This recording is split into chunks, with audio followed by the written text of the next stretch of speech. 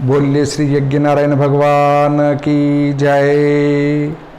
आज मैं आपको यज्ञ के संबंध में अवशेष जानकारी दूंगा। एक वीडियो पहले है, उसमें मैं आपको यज्ञ कुंड निर्माण, आहुति कितनी होगी, शाकल्य कितनी पड़ेगी, उसकी जानकारी दे चुका हूँ। उसमें कुछ जानकारियाँ अवशेष बच गई है, उसकी जानकारी और मैं अभी दूंगा। आप इसका लाभ उठाएं। यदि मेरा वीडियो पसंद आए तो लाइक करें, शेयर करें, सब्सक्राइब करें, बेल आइकन दबाएं। अगर आप शेयर करेंगे तो आपके मित्रों को भी इसका लाभ मिलेगा, और बेल आइकन दबाएंगे सब्सक्राइब करके तो आपको नए वीडियो की जानकारी तत्काल प्राप्त होगी।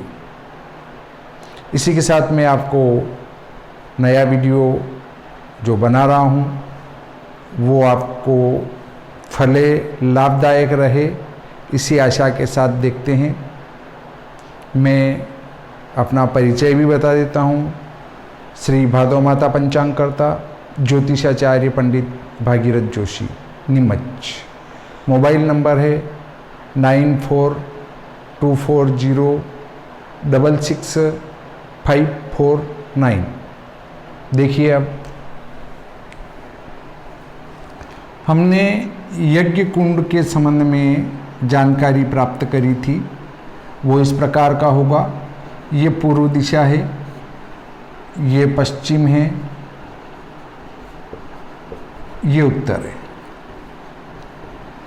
हमने यहाँ पर नाभि कमल की जानकारी दी थी, ये पर्व की जानकारी दी थी कि ये कितने होंगे।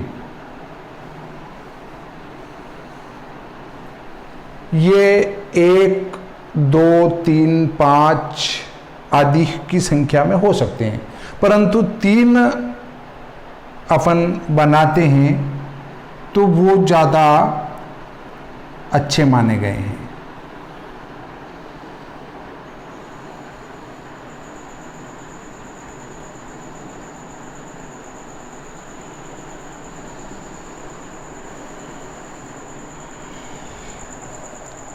ये जो ऊपर वाला है ये ब्रह्मा जी का है, सफ़ेद रंग का।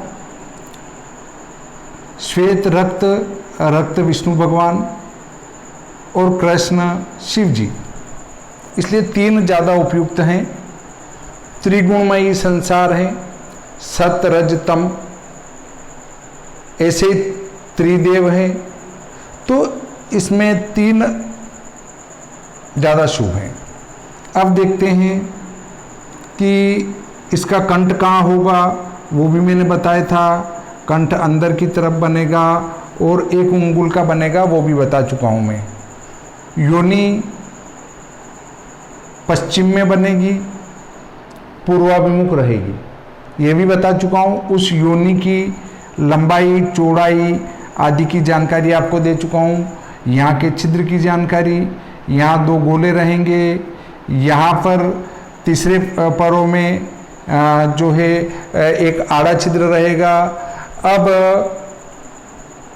हम तीसरा, ये है तीसरा पर्व, इसमें छिद्र रहेगा, इसमें एक यज्ञोपवीत देंगे।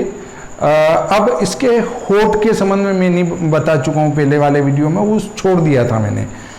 ये जो ऊपर वाला पर्व है, जो ठीक बीच में, जैसे ये कुंड आ रहा है, इसकी जो ये वाला भाग है किनार अंदर वाली, ये थोड़ी सी हल्की सी ऊपर उठाएंगे चारों तरफ से कुंड के, तो ये होठ बन जाएंगे। ये कुंड के होठ हो गए, कंठ हो गया, नाभि कमल हो गया, योनि हो गई, योनि के 2 छिद्र हो गए, और इसमें एक यज्ञोपवीत पहना देंगे। इसके पंचभूत संस्कार कर देंगे। पंचभूत संस्कार करने के बाद समिधा जमा देंगे। समिधा जमाने के बाद हम घी का बर्तन और प्रणीता पात्र आदि यहाँ पर रख देंगे दोनों। इसमें कुशा बिछा देंगे, उपयमन कुशाएँ वगैरह बिछा देंगे। अब एक बात और मैंने उसमें छोड़ दी थी कि यहाँ पर ब्रह्मा जी की स्थापना होगी।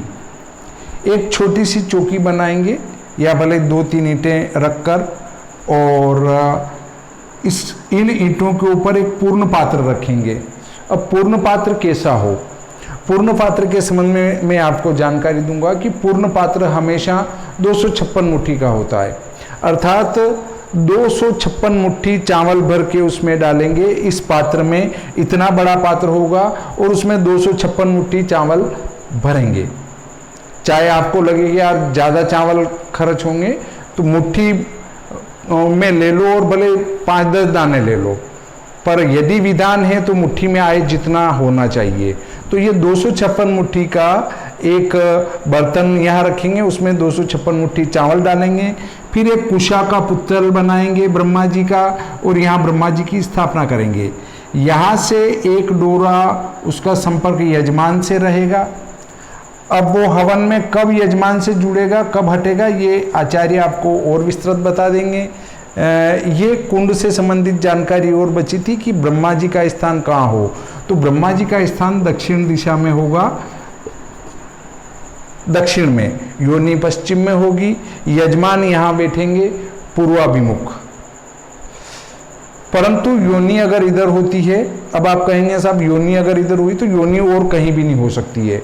यदि यज्ञ हो रहा है तो ये यज्ञ का पांडाल बना हुआ है, उसमें ये कुंड और ये कुंड, इन 2 कुंडों की योनि, या यहाँ 3 कुंड बनते हैं तो उन कुंडों की योनि दक्षिण में रहेगी। तो ब्रह्मा जी का स्थान क्या सभी कुंडों पर बनाया जाए? नहीं बनाएंगे।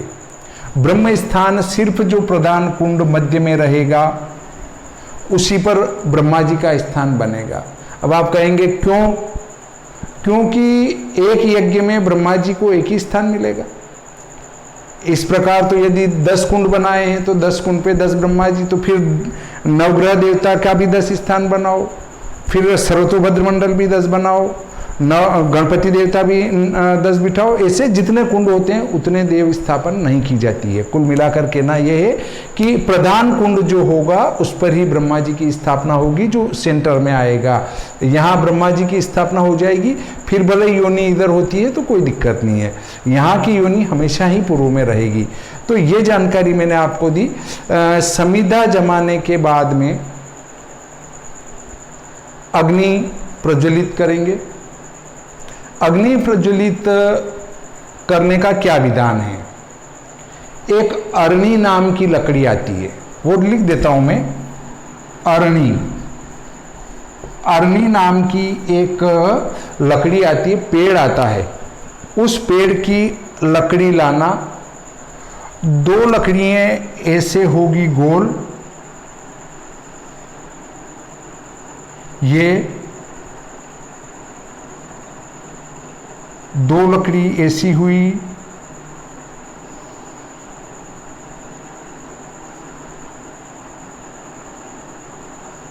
ये। अब इस लकड़ी में यहाँ पर एक छिद्र इतना किया, इस लकड़ी में भी एक छिद्र इतना किया। इसमें इसी लकड़ी का एक टुकड़ा लिया, वो फंसाया, ये फंस गया इसमें।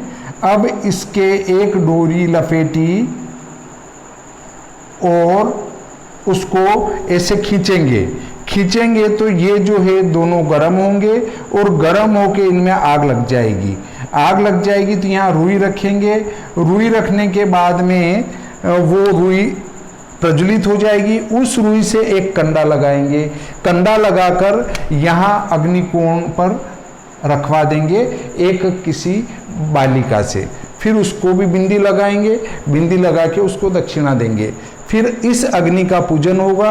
पूजन होकर इसकी 3 परिक्रमा होगी और परिक्रमा होने के बाद में योनि मार्ग से अग्नि प्रवेश हो जाएगी। पर अरणी मंथा से उत्पन्न की गई अग्नि हो।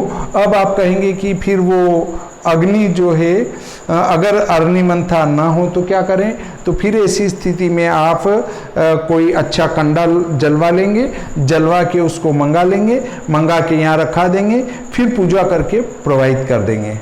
प्रवेश करने के बाद इसमें प्रवेश करने के बाद में फिर सप्ताहुति होती है, 7 आहुति हैं घी की। ओम प्रजापति स्वाहा, सबसे उस 7 आहुति के पहले भी एक समिधा घी में करके ओम समिधोभ्यादाय स्वाहा करके एक समिधा इसमें हवन कर देंगे। उसके बाद ओम प्रजापति नमः स्वाहा से लगाकर जो लगातार 7 आरती हैं उन ओम भू स्वाहा ओम भू स्वाहा उनसे जो है 7 आहुतियाँ घी की लगवा देंगे। फिर उसके बाद पंचवारुणी होम होगा। पंचवारुणी होम होने के बाद फिर अग्नि के 15 संस्कार या 16 संस्कार करने पड़ेंगे। वो मैं आपको बता देता हूँ आहुति कैसे लगाएंगे। ओम अग्नेय गर्भाध्यान संस्कारम करोमि स्वाहा। ओम अग्नेय पुंस्मन्न संस्कारम करोमि स्वाहा। ओम अग्नेय सीमंतो नयन संस्कारम करोमि स्वाहा। ओम अग्नेय जात कर्म संस्कारम करोमि नमः स्वाहा। अब ओम अग्नेय नाम कर्म संस्कारम करोमि नमः स्वाहा। अब यहाँ पर अग्नि का नामकरण करेंगे। अब देखिए, पावक कार्य में लौकिक नाम की अग्नि होगी, गर्भाध्यान में मारुत नाम की अग्नि, पुंसवन में पावमान नाम की अग्नि, सीमंत में मंगल नाम की अग्नि, जात कर्म में प्रबल नाम की अग्नि, प्राशन में पार्थिव नाम की अग्नि, चोल संस्कार में सभ्य नाम की अग्नि, व्रत उपवास में समुद्भव नाम की अग्नि, गोदान में सूर्याग्नि, विवाह में योजक नामनी अग्नि। वैसे 16 प्रकार की अग्नि होती है और इसलिए वहाँ अलग अलग नाम की अग्नि को बुलाया जाएगा और यहाँ नामकरण कर देंगे उनका। पुष्टि नाम की अग्नि भी कर देंगे। यदि आपका कार्य पुष्टि का है तो पुष्टि नाम की अग्नि अर्थात अग्नि का नाम पुष्टि नामनी रख देंगे। फिर ओम अग्ने निष्क्रमण संस्कारम करोमि स्वाहा।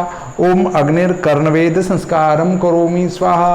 ओम अग्ने अन्नप्राशन संस्कारम करोमि स्वाहा। ओम अग्नेश्चोल कर्म संस्कारम करोमि स्वाहा। ओम अग्ने उपनयन संस्कारम करोमि स्वाहा। ओम अग्ने वेदारंभ संस्कारम करोमि स्वाहा। ओम अग्ने मां नाम्नी महाव्रत संस्कारम करोमि स्वाहा। ओम अग्ने उपनिषद संस्कारम करोमि स्वाहा। ओम अग्ने व्रत विसर्ग संस्कारम करोमि स्वाहा। ओम अग्ने केशांत गोदान संस्कारम करोमि स्वाहा। अगर आप विष्णु यज्ञ या फिर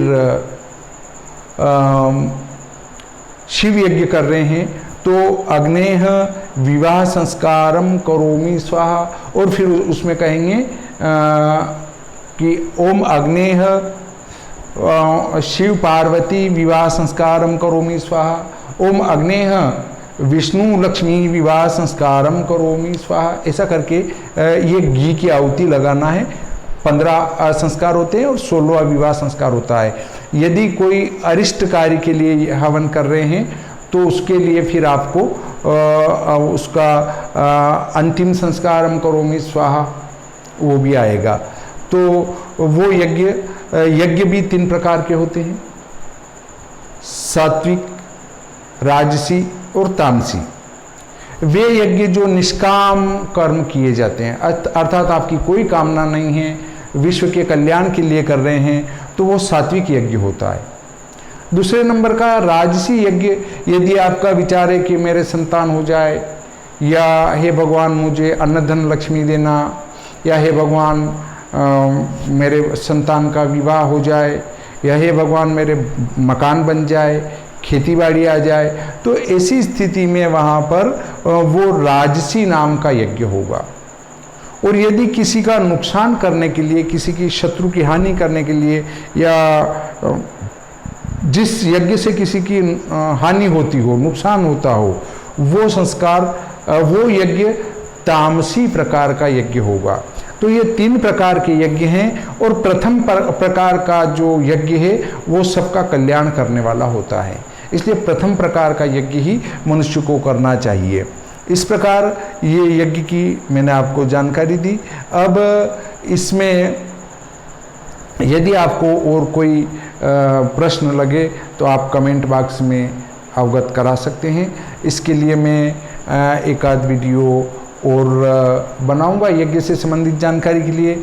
अभी आपको इस के संबंध में जानकारी देना है कि यज्ञ का मंडप कैसे तैयार किया जाए, वो भी मैं आपको बताऊंगा।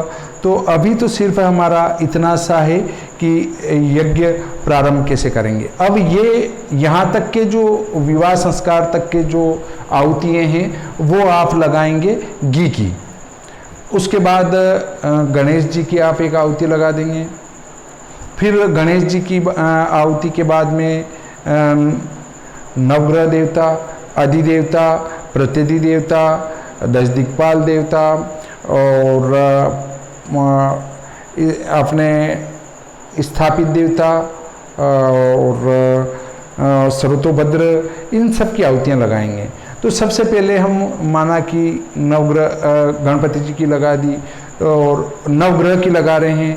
तो नवग्रह की आहुति पूर्ण, 9 ग्रह की पूर्ण होने के बाद हाथ में जल लेंगे और मंत्र बोलेंगे, अनेन हवनेन नवग्रह देवता प्रियंताम नमः करके और एक किसी बर्तन में छोड़ देंगे। अर्थात इस हवन से नवग्रह देवता प्रसन्न हो, इसका हिंदी अर्थ ये होगा। फिर अधिदेवता की आहुति लगाएंगे 9 ग्रह के।